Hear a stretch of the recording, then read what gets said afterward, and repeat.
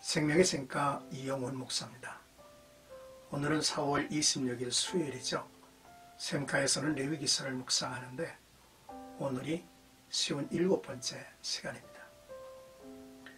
레위기 23장 9절에서 22절까지 초실절과 오순절이라고 하는 주제입니다.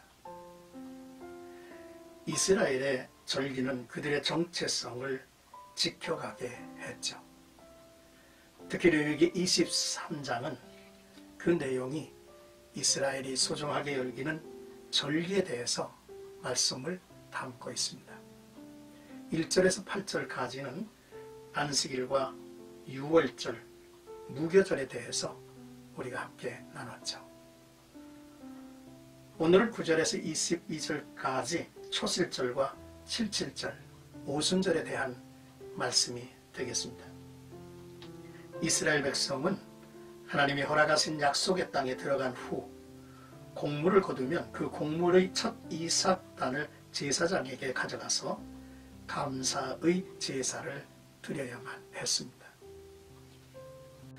먼저 9절에서 14절까지 말씀은 초실절에 대해서 말씀하고 있습니다. 초실절은 유월절과 무교절 기간 내에 드려지죠.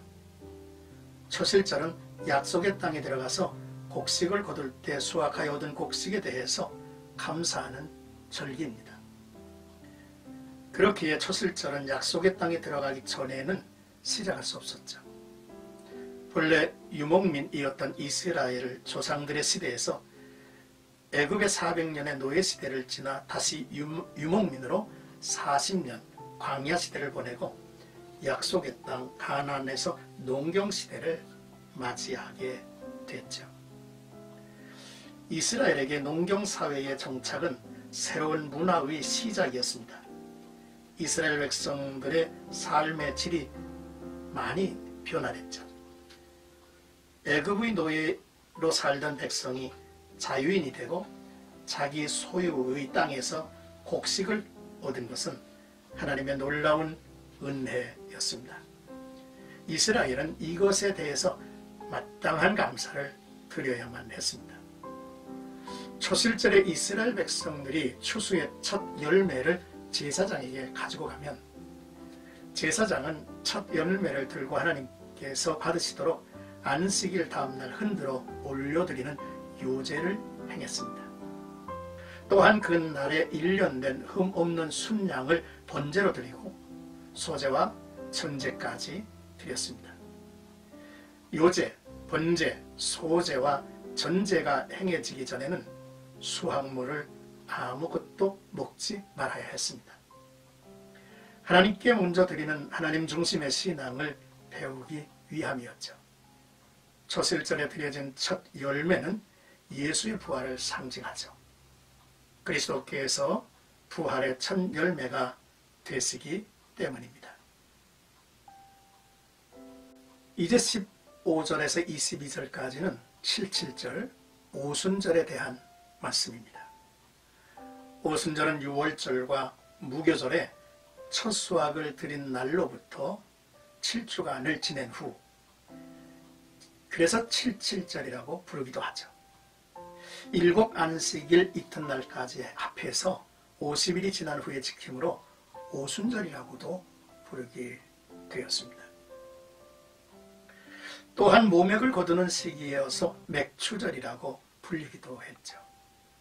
이 절기의 목적은 수확에 감사하며 하나님께 헌신을 결단하는 절기였습니다.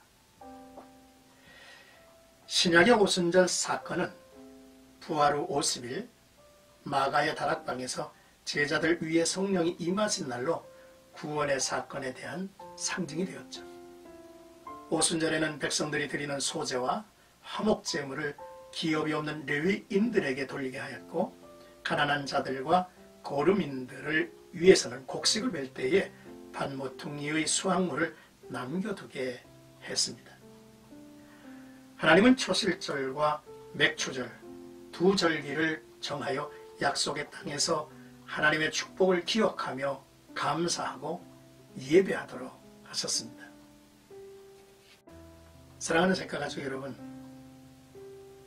내일도 이스라엘 백성들이 지킬 그 절기에 대해서 말씀을 우리가 읽게 될 것인데요.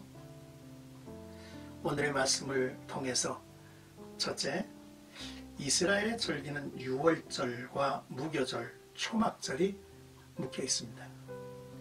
그리고 7주간이 지나서 77절, 곧 오순절 또는 맥추절로 지켜졌죠.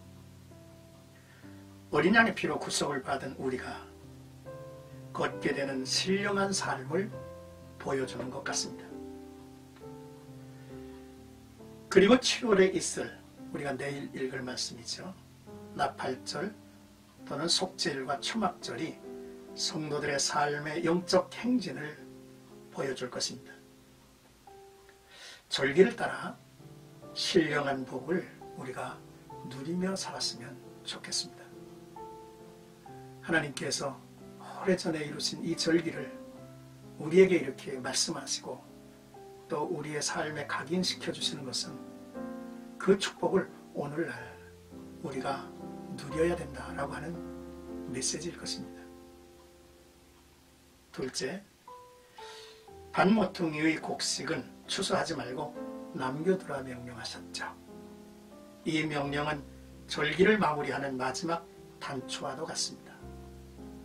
이웃사랑이 없다면 절기를 온전히 지킨 것이 아니라는 것이죠.